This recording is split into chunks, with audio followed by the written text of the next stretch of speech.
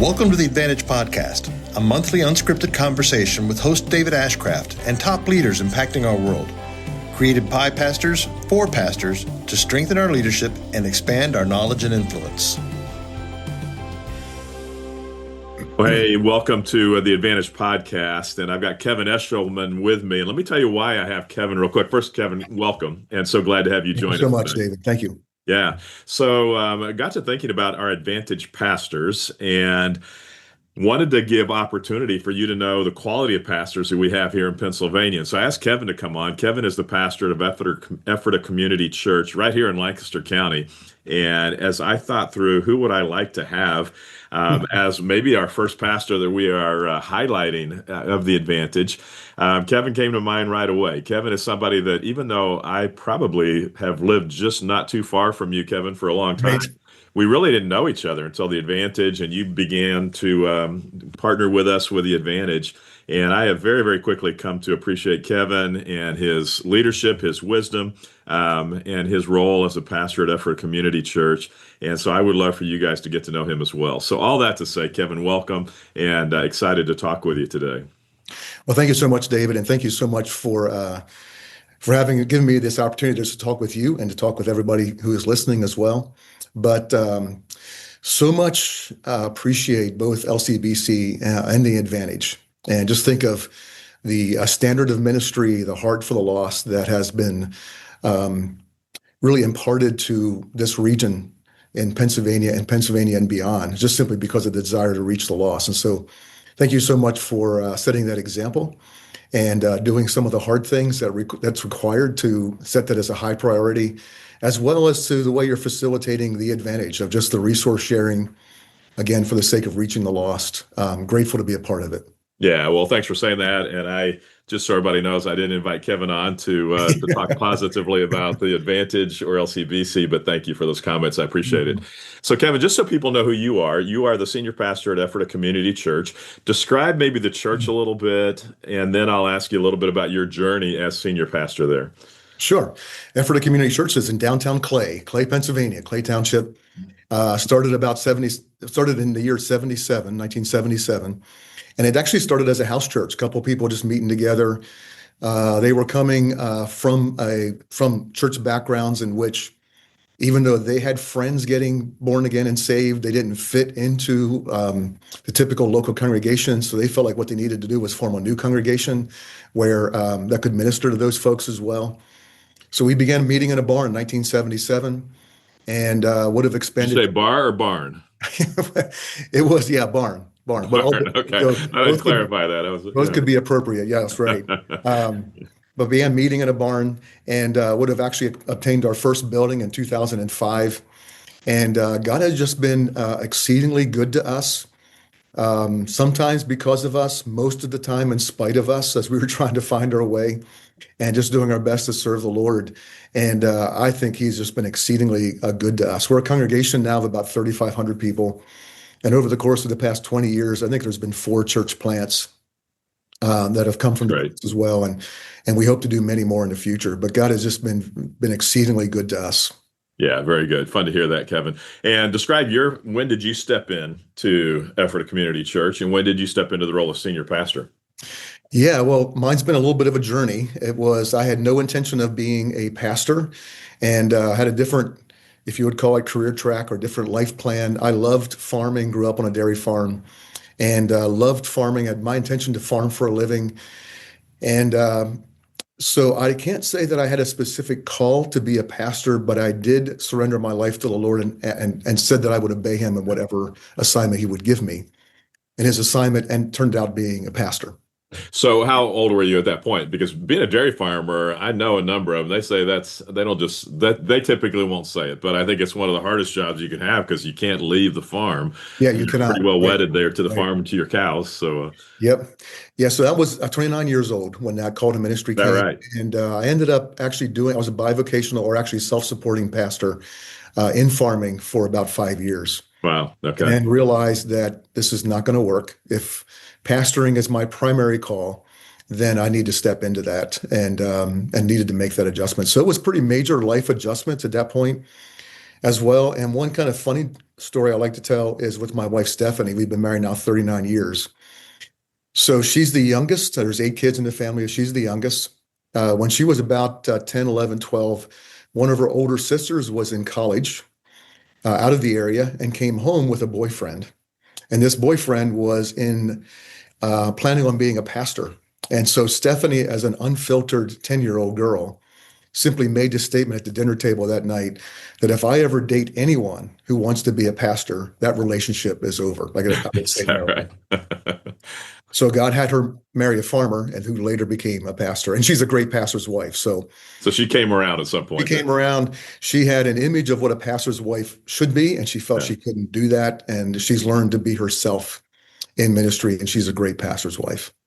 So let's talk about that a little bit, because that's one of the big deals in churches is spouses. I know that when we hire people at LCBC, I know that when I think through who I'm looking for on staff, the spouse is almost as important as the person we're hiring, whether it's the husband or the wife, whichever direction it's going. And so what is Stephanie's role there at the church? And you said she kind of settled into what worked for her. And I know that was a big deal for Ruth as well, as Ruth doesn't want to be up in front. She loves being behind the scenes. She is probably as influential as anybody at LCBC, but she was never really much up front. So what kind of role did Stephanie take on, and how did you guys have to manage that? Yeah, well, like I said, some of her struggle was the fact that she had an image of what a pastor's wife should be. And she couldn't live up to it. Not even living up to it as a like a standard of living. She obviously has the good integrity and all of that goes onto it, but she very much is a person without any kind of pretense. She just is who she is, and she loves people, loves being with people, and loves being authentic in that as well. And she really just needed to come to a place of peace that when God's calling us to ministry, which is really ultimately what it is, that God is aware of who she is, and she can be fully herself and be herself in that role as well. So she would be in the same place where she prefers to be, as Ruth, where she would prefer to be behind the scenes. She loves to serve. She loves kids. So she takes her role at the church here in the same way that anybody else would. Yeah, that's good. I'm here. I'm part of the church. Where would God have me serve? So she serves in kids ministry. She served in the cafe. She loves being with people and praying with people. And so it's all very natural to her. Yeah, that's great. That's good. So would most people in the church know who she is, Kevin? I think most people would know who she is. I'm not sure that most people would know her. Yeah, okay. And then there's times when I've invited her onto the platform that she's a bit reluctant to it, to doing that. So for example, we do baby dedication. She's always with me. It's husband and wife baby dedicating these babies. She really didn't see the significance of her role in something like that. Now, when we do baby dedication, I'm not even sure I need to be on the platform. I think as long as she's there, they're happy with, the folks would be happy with that. She takes time, prays over the kids, and it's become a very significant. So she wouldn't be one that seeks anything like that, but she's willing to serve in whatever way she can. Yeah. So that's very much our position as well, or had been our position, where Ruth is, and what we say for all of our spouses, whether it's husband or wife in the church, we're not hiring both of you, but we want that spouse to be involved in the church the same way we'd want anybody else that's volunteering in the church. And so find some place to plug in and serve, but we're not expecting you to do things abnormal to what anybody else would do. Now, what about kids? You've got kids, and so how have they done? Did they feel pressure being a pastor's kid? Because we always hear these stereotypes of, pastor's kids are always going to struggle. So how's that been for you and your family? They are now adults. So Steph and I married 39 years, daughter's 35, married with 2 boys, and a son, 33, married with 1 son. And I feel like they've navigated that relatively well. In the early days, we would have been in youth ministry. So they'd have been, 7, 8, 9, 10. We're in youth ministry. We just kind of drug them along. Like so they actually saw that as, oh, isn't this cool? We get to be with the big kids. And they were able to experience things earlier than what other people their age were able to experience. And so part of that they enjoyed. But then there is the reality of, as a pastor's kid, you're going to be aware of things that most people would be protected from. And so we've tried to do our best in protecting those things that might be harmful to them, but also allowing them to see enough to see the work of the Lord in that as well. And so it's been good to navigate. I wouldn't say that we've done that perfectly by any stretch of the imagination. Our kids are doing well. They're well with the Lord and well with the church as well, active in the church. So still at And your church, it's Effort actually, Community. not well. One of them is, and one of them is not, but they're Okay. active in their local churches. Yeah. Good. Good. And and so I feel like they've navigated that well. And Yeah. they, even to this day, as they're in their 30s, they know even a little bit more from an adult perspective, some of the stuff that we face and you face as a pastor. So their eyes are wide open to it. Yeah. I feel like they've managed that well. That's cool. I actually heard Andy Stanley say years ago that he loved to hire pastors' kids on his staff because they do know more about how church works and what's going on. Yeah, And I even remember when I was at Dallas Seminary and being around some of the other students there that didn't have they came to know the Lord, a lot of them through crusade or things like that in college, hadn't really ever been in church. And so I felt like they were way behind as far as just understanding what church is about, how church works and things sure. like that. Yeah. Yeah, interesting. So your trajectory, Kevin, you came into the church at 29. At what point did you become senior pastor? Yeah, well, because it required major adjustments, I ended up going back to school later on. Would Okay. have joined the church here. It would have been in the late 1990s. I would have come to the church not as seeking any kind of role, of course. Matter of fact, I still have my membership application on which I volunteered to serve in youth ministry and to be an usher. Okay. That was my areas. So Interesting. they didn't have a checkbox for senior pastor. So I was, Yeah. Yeah. So you'd put that down then. and so it ended up just looking for opportunity to serve, and doors opened up, and even some of those doors I took with a level of reluctance, of course. Around the late 1990s, I began serving as an elder here. No. And at that point, I was serving with Lancaster Youth for Christ as a ministry role in student ministry in public schools. And then a role would have opened up as a part-time ministry director in 2003. That later became executive pastor in 2005, and would have begun transitioning into the lead pastor role probably 2010, 2011, with that finishing in 2014. Yeah. Okay. So Yeah. what I love hearing in your story, Kevin, oftentimes we think we don't have the right people to bring on our teams or the right people to Mhm. be on our staff. And so there you were at 29, somebody that hadn't really been involved, at least vocationally in church full Right. time. And yet you've evolved and developed into what I think is a great senior pastor. And so I think the challenge for all of us is to find Kevins in our congregation and realize they're there. We just oftentimes don't see them and don't give them opportunities and don't give attention to help develop them. And so that's cool that you did that, and real fun to watch your trajectory from that standpoint. And it's one of the challenges, frankly, of a larger congregation. Yeah. When you're a congregation that's smaller, some of that will be a little bit more obvious.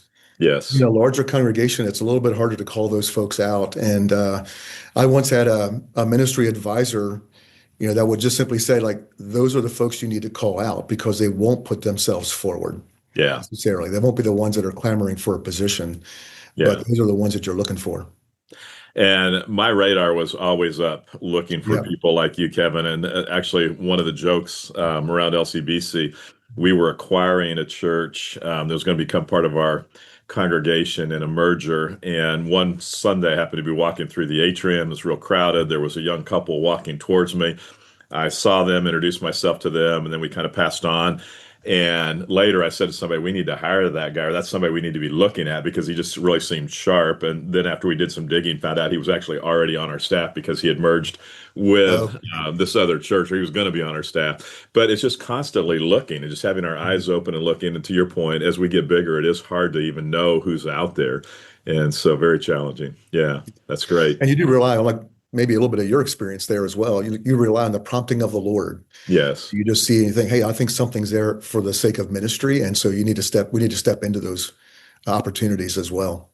And even when you ask people about somebody you just catch off, you just happen to see, what's fascinating to me is sometimes people will know somebody so well that they know their strengths, their weaknesses. And so all they're focused on is their weaknesses. And so then you have to kind of decipher, is it, which is the more predominant, is the weaknesses or is it the Yep. strengths? And is it just that person knows them only because of the weaknesses? And then you Right. have to decide, do I risk still kind of plugging in with them or jumping in with them? So yeah, Yep. interesting. Exactly. So your role as senior pastor, have you enjoyed that? And what are the parts that you enjoy most about being a senior pastor? Yeah, I would need to be honest to say that I didn't always enjoy being a pastor.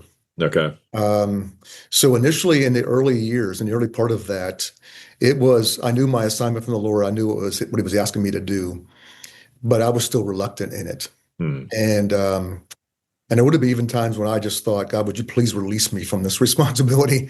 And I would need to say now, Hmm. I truly love being a pastor and love being a pastor of this congregation, but it was as a pathway to get there. Interesting. And uh, it's hard to imagine, as a pastor. I mean, I think it's true for all of us that invest ourselves in the kingdom, whether that's in church work or business, so it's just fulfilling our role.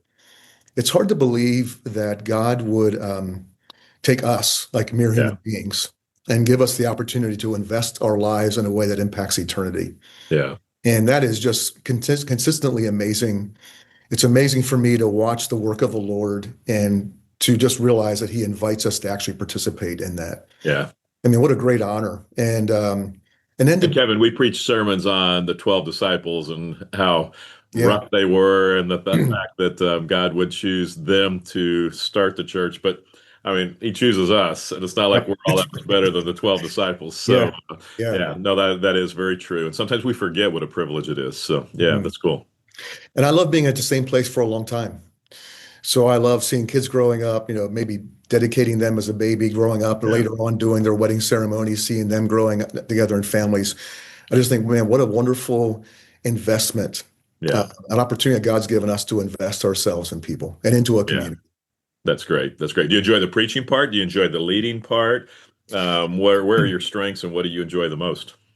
I think for myself, I think when it comes to even spiritual gifts, I think pastor is probably the lead for me. Okay. So to communicate the word, I enjoy that. And to be with people and to pastor people. So even personally, as an introvert, where I need almost like I need my personal space when the time comes, Yeah. I do love being a part of all of our weekend services and being there and being with people. Um, I don't know what it would be like just to go to one service on a weekend. I don't know how that Yeah. would be, and that would Yeah. be a bit of adjustment. I don't view it as a challenge and all of that. I do think the growth edge for me is actually in leadership. So there comes a time, of course, in a congregation as it grows that it really is about leadership and it's about primarily leading. So leading staff to lead people, to lead a congregation. And that would probably be not the most natural thing for me. That's where I've needed to Interesting. be a little bit more focused and to grow with intention and to get the coaching that I need and to get the input I need from outside. I would say it does not come natural to me. So I still enjoy that. I love the Yeah. challenge, but it is something that does not come naturally to me. That's good. I want to come back to that in just a moment. Um, what are the things, though, before we get to that, what are the things that are exciting to you now at Effort a Community? And then I'll ask you the reverse, if you're willing to share, what are the Sure. challenges that you're Yeah. facing right now? Yeah.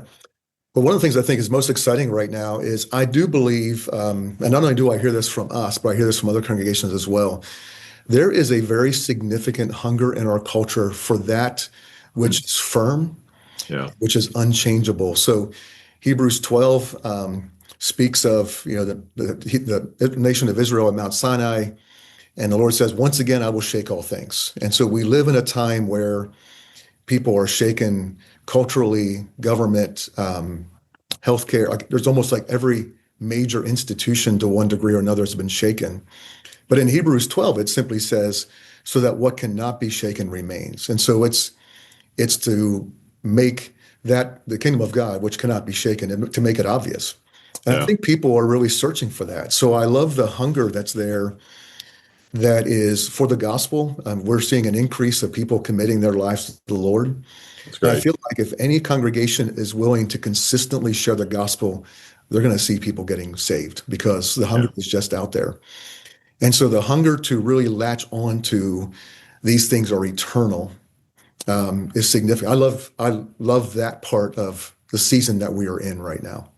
So when you say a church willing to share the gospel, do you share the gospel every weekend at Effort Community? And what does that even look like? Yeah, I would say that we share the gospel probably 98% of the time. If we Okay. would get through if we would get through several weeks, if we would get through 2 to 3 weeks and no one has gotten saved, we would begin to think about, are we not clear? Okay. Um, and when it comes to counting salvations, we do that by they're letting us know in the Connect card, they're somehow getting in touch with us. Okay. So while I appreciate, hey, raise your hand if you're giving your life to the Lord, that's not what we're counting. We're counting people that actually respond in some way to us.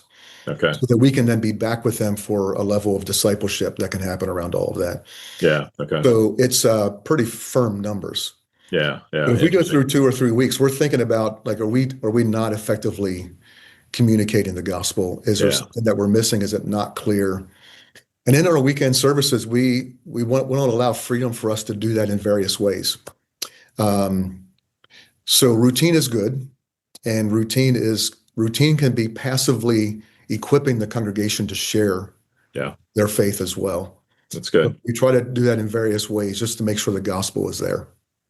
I appreciate you saying that, Kevin, because sometimes I think we try to outsmart ourselves as pastors and church leaders, where we think we've got to be so creative that we can't say things the same way more than just a couple of times. And yet, by doing that, or by not having that routine, as you said, then we're not ever giving our people a sense of knowing here's how it's done, or here's what to say, or how to think. And so I love the way you talked about it as routine, because I think that's huge.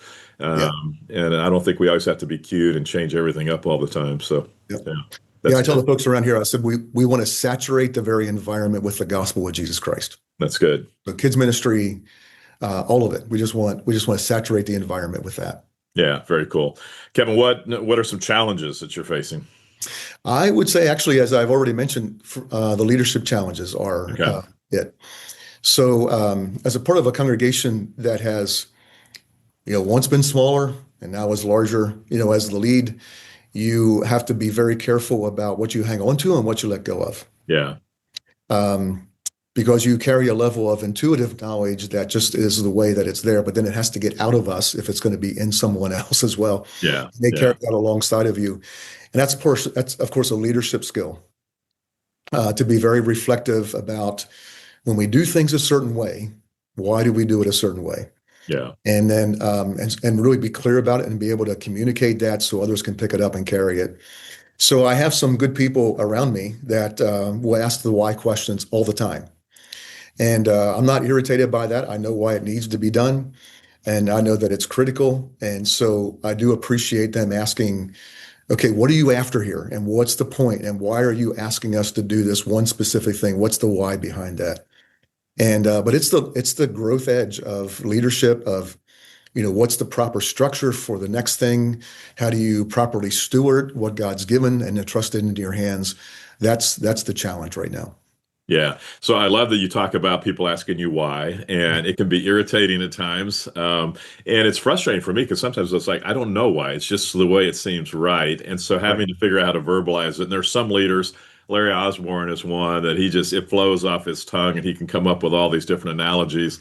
It's been more work for me to figure out, okay, how do I express this to somebody else? But that's part of developing staff and leaders and team, and that's part of succession, is helping people understand how you think so that they can continue on in your tradition and things like that. So no, that's interesting. Exactly. It does not come natural for me either. Yeah. Well, I need the folks asking the questions. Yeah. And I do, like, sometimes they'll ask that question in front of others. And so they'll even know the answer, but I'm not communicating it well. So in an environment, they'll ask me that question so that it comes out the way it needs to. But I need that. I tell folks around here that I'm a better question answerer than information giver.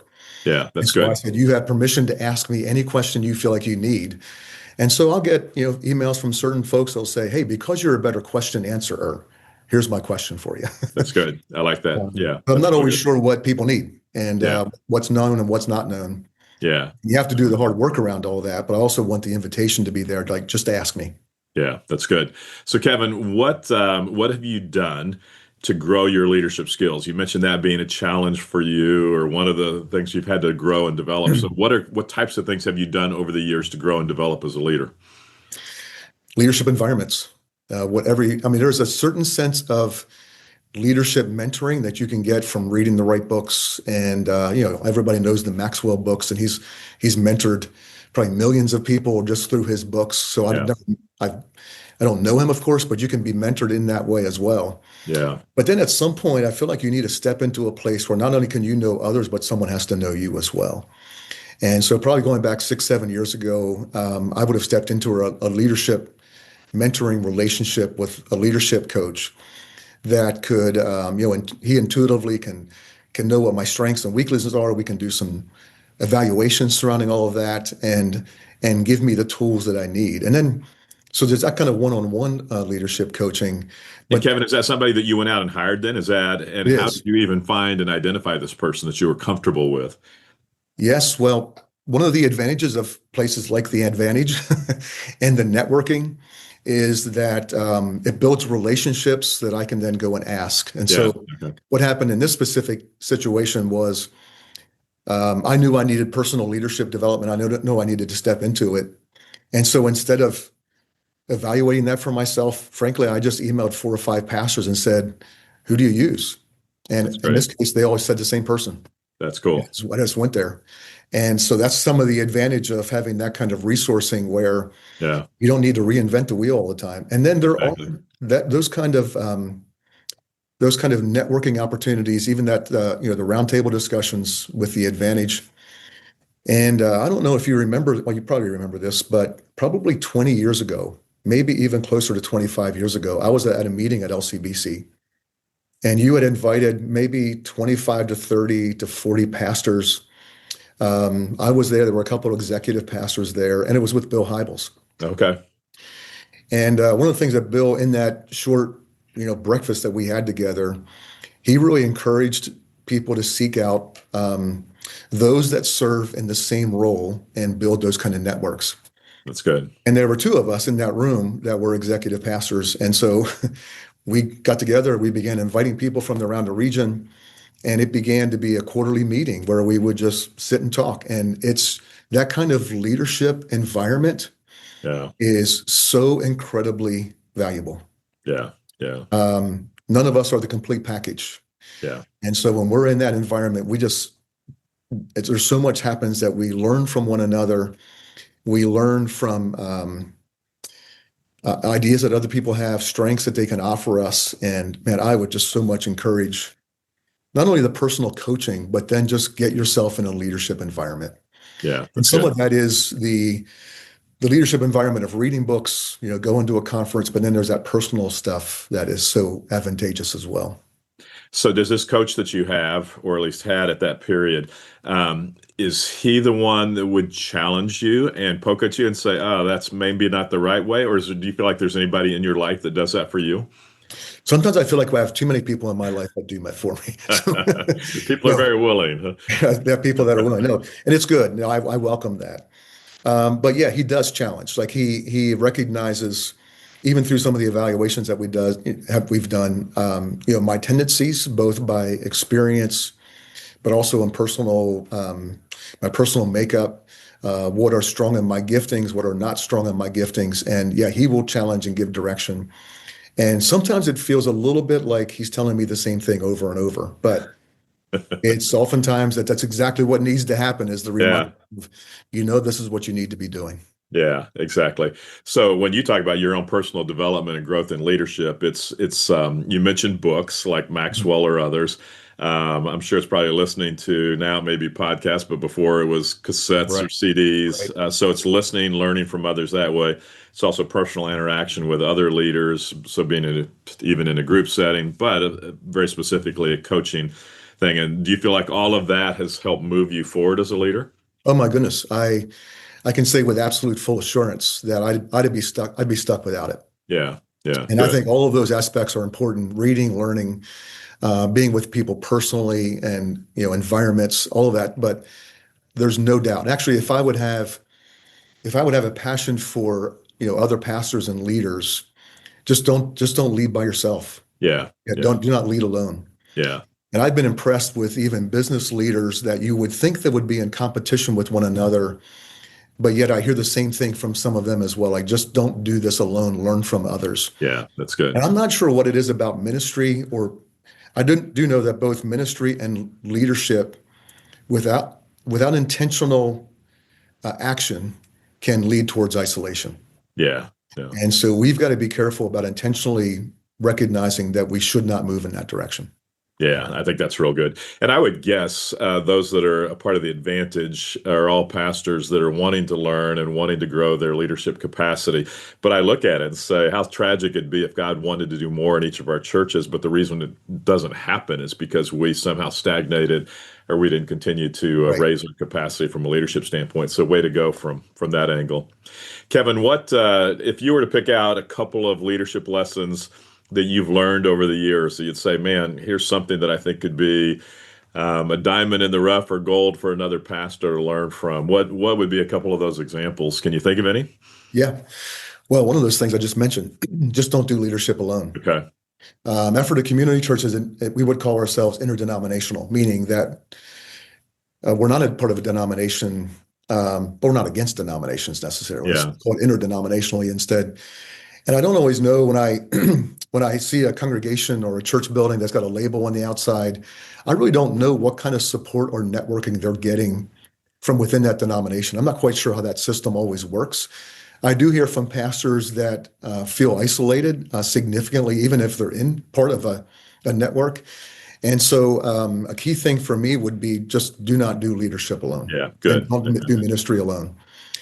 And let's face it, when you look across the state of Pennsylvania, I'm speaking off the top of my head with no reality to back it up, but many, many pastors are in solo charges. They're by themselves and they don't have staff. They don't have a team around them. And man, that is lonely. And even some of the times for myself, some of the hardest times in ministry for me were a result of being alone. Yeah. And I would just encourage people to seek out relationships, seek out people you can pray with, peers, but do not do ministry alone. Yeah, that's great. I love that one. Second one or another one that you think of? Yeah, I think of remaining steadfast. Even as we talked a little bit about that people are looking for, okay, what is sure and what can I have faith in and confidence in? And, we are human beings like everybody else. However, I do think folks look to us as an example of steadfastness. Mm. So to remain steadfast, actually here at our home church, we are in a series on the book of James, just finishing up this past weekend. Of course, James talks about various trials and tribulations that come that for the purpose of producing steadfastness. And then a little bit later on in chapter 1, blessed is the man that remains steadfast under trial. And sometimes like you just need to just stand firm. Yeah. And you realize like winds of change are coming. There's maybe controversy. There's maybe things that people are not happy about. And there's a place of just remaining steadfast in what you know God's called you to do. And that's hard. That's very hard. And in both of these two that I've mentioned so far, I think they both in my own life came from, you learn under trial as much as you do, and probably more so in the times that are good. So I recognize that me doing ministry alone is not good, not healthy for me. In those times when you feel like there were so many winds blowing from various different directions, and how do you navigate that? Well, to remain steadfast and stand in integrity and just continue is just so significant. That's good. So real fast, what is your preaching style? You talked about going through the book of James. So do you tend to be more Bible-based book studies? Are you topical? Are you expository in your preaching, or what's your preaching style like? It's primarily more topical. Okay. Now, what we do every summer, we do what we call a summer reading series. Okay. And the point is, hey, you're going to read a book this summer. You're going to the beach. Read this book. Read the good book. Okay. And so, but even that is not necessarily designed to be expository preaching. Okay. Because what we're encouraging the congregation is we want you to encounter the Lord yourself in the Word. So it's, we give out reading guides and we encourage people in their reading, and we almost purposely step back on telling people everything they can learn from the book of James because we want them to discover it for themselves. That's good. Yeah, that's good. One of the things I challenged our teachers at LCBC, most of them have as much or more education than they need. And so there was a tendency to want to talk about, well, what the Greek word actually means. I said, quit doing that, because in my opinion, every time you do that, you're saying, well, unless you know Greek, you can't ever really uncover True. what's in Scripture. And so it's great you know it. And I said, it's fine to talk about it, but quit saying the Greek says, because when you do Yep. that, you just kind of deflated everybody else and thinking, I can't ever know what it says. So, yeah, I love leaving space for people to discover Yep. themselves. I think that's Yep. great. Yeah. We really almost want to leave them, have them leave hungry. Like Yeah. um, I need to study that more. So hopefully we can intrigue them to the point where they go for it Yeah. themselves. That's good. I Yeah. love that. Kevin, as you were talking about, don't do ministry alone. Well, let me get to that in a minute. One other thing that people may not know about you is you're very involved in the community, Mhm. and you have been chairman of your school board Right. at Cocalico, I believe, is the school district that you are a part of, Yes, and you've been a that's part of right. that for a long time. And so, why do you keep doing that? And you've been doing it for a long time. So, describe that to us. Yes. So there was an opening on Calico School District Board of Directors in the 2003. And my wife encouraged me to run for that, which is a little unusual because she would say that she's normally the one to say, you need to do less. Yeah. So when she said, hey, this is an opportunity, I thought it's almost the voice of God speaking to me in that way. But it was just simply an opportunity to serve the community and serve in that way.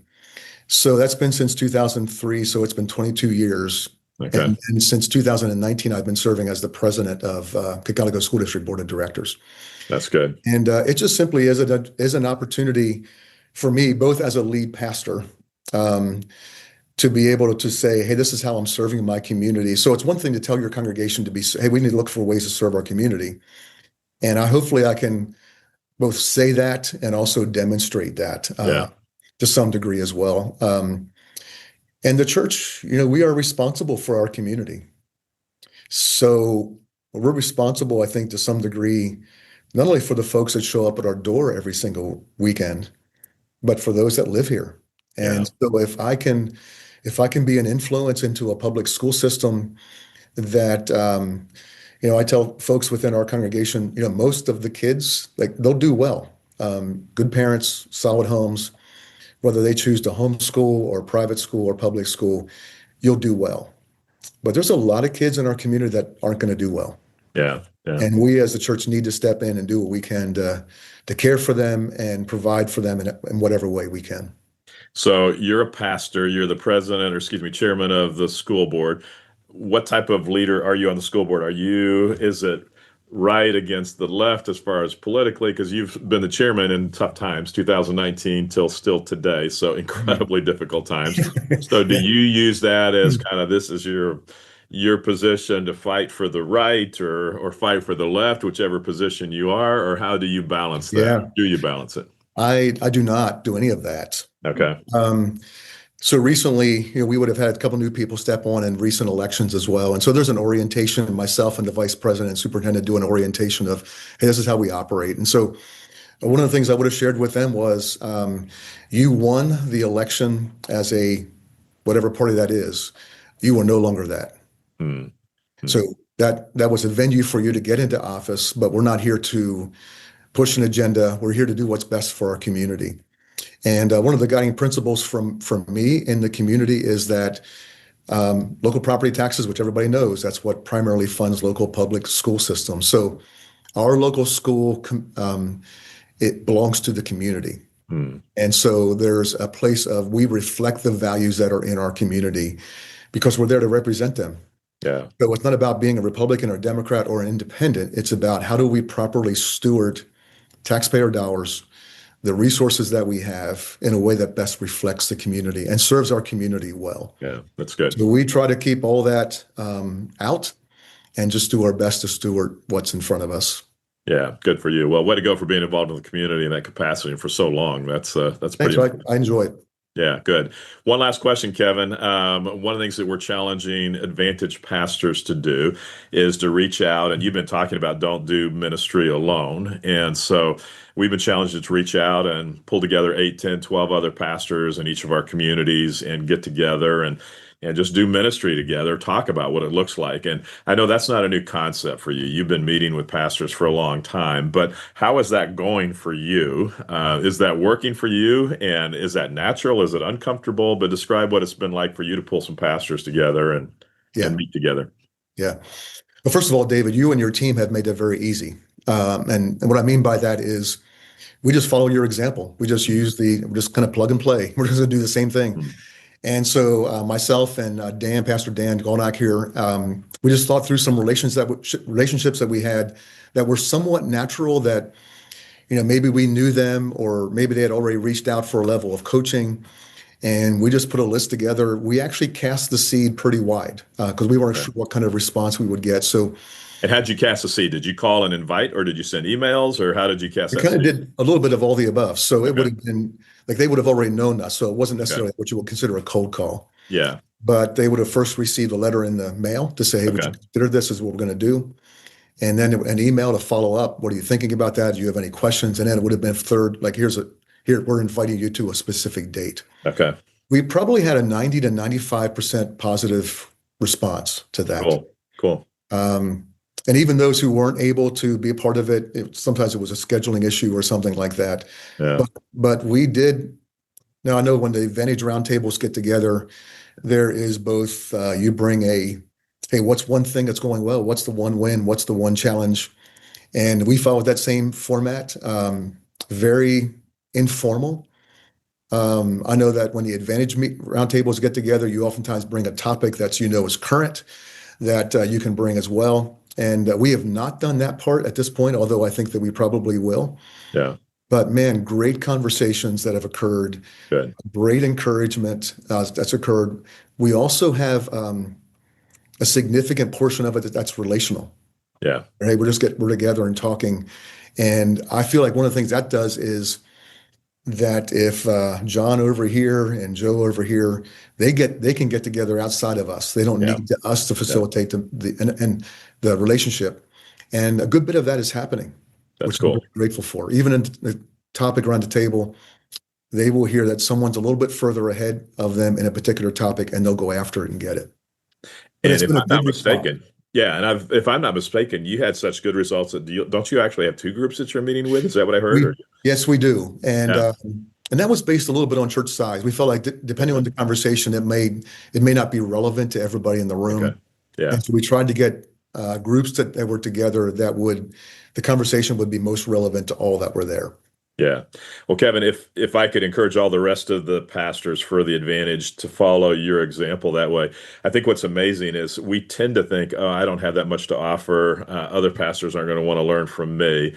And yet I guarantee every single Advantage pastor, somebody's watching you. There are younger pastors, pastors in different sized churches that would love to have opportunity to meet with you. And it sounds like you're doing this. I would just encourage everybody, don't make it harder than you need to.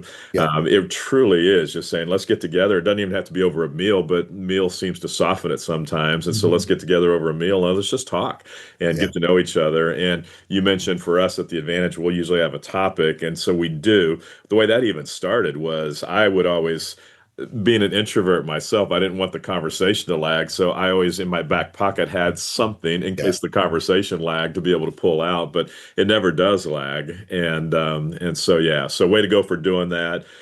Just appreciate you very much, Kevin, again. Your longevity in leading as a pastor, your spirit, your wisdom, very much appreciate you. And it's fun to be able to have this opportunity to let others that are part of the Advantage get to know you, and wish you well as you continue in the days ahead at Effort Community. And may God continue to bless what you're doing there. Thank you. And I appreciate that, David. And again, appreciate your example, who you are, the work that you're doing at the Advantage, and the vision of seeing Pennsylvania reach with the gospel of Jesus Christ. This is our home. This is our responsibility. And we need every congregation healthy and strong, regardless of the label on the outside. And we can all be who God's called us to be. We don't need to be the same. We don't need to be a copy. Exactly. We have one vision of reaching people for Jesus Christ. And so I appreciate you and the Advantage of casting that vision across the state of Pennsylvania. Yeah, thank you, Kevin. Thanks for the time today. Appreciate it. Thank you. Thank you for the opportunity. Thank you for listening to the Advantage Podcast with David Ashcraft and for participating in our goal to strengthen and encourage pastors and their churches so more people are introduced to Jesus across Pennsylvania. If you found this helpful, feel free to pass it along. To find out more about the work of The Advantage, visit our website at theadvantage.org.